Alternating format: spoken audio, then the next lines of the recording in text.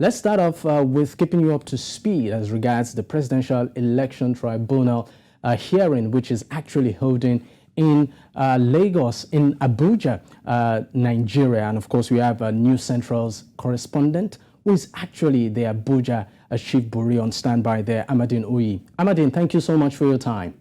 All right, so let's get to it. I mean, it's another day at the tribunal. What of course, is the biggest development right now? Okay, the tribunal ruled on the PDP's application for live media coverage of tribunal proceedings. The 5 members of the panel unanimously dismissed that application, saying that it had no constitutional basis or constitutional foothold, and insisting that the tribunal would act according to lay down procedures and follow the nation's constitution. That puts to rest the application and expectations by many Nigerians, hoping that the tribunal would entertain a live media coverage of proceedings.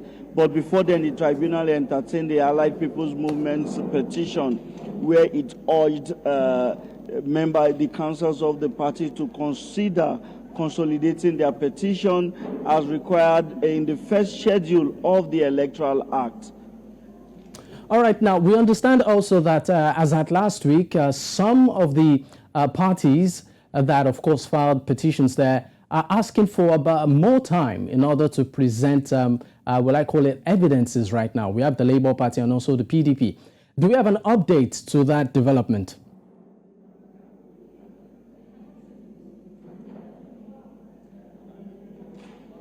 No, what happened was that the tribunal, the pretrial hearing proceedings agreed on modalities that for the live hearing, because after the pretrial phase of the tribunal, then the tribunal will begin its sitting proper. So they agreed on modalities, and part of those modalities is that they would agree on the number of witnesses presented, agree on the length of time that the tribunal sitting will take, agree on documents needed to be filed, and everything will be presented to the tribunal, so that once the live sitting starts, is a session that just goes on without any interruption till the end of the election petitions proceedings.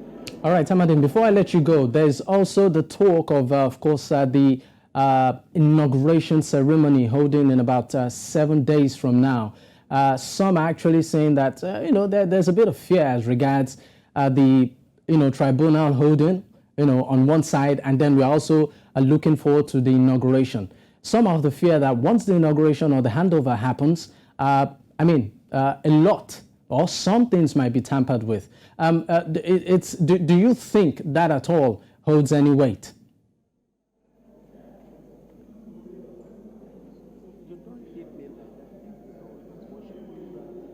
Now, that question was asked when the presidential transition team presented its program of events. Someone asked that will it be right and fair for the inauguration to go on while the tribunal is still sitting. But the Secretary to the Government of the Federation made it clear that this is not the first time Nigeria's elections are being disputed. In fact, since the advent of this current democracy, since 1999, and even during the time of the Shagari era, Nigeria's elections have continuously been disputed, and those who have been aggrieved with the outcome of the polls have gone to tribunal, but it has not stopped the inauguration from taking place. So the Secretary to the Government of the Federation, Boss Mustafa, made it clear that the inauguration will go on as scheduled, and while those who have approached the tribunal, the election petitions court, to seek justice will still be given the opportunity to get justice. Let the court sit down, look at the evidences, look at the claims, and now decide. But nothing, according to the SGF, will stop the May 29 handover date. All right, thank you so much, Amadin Uyi, for the update.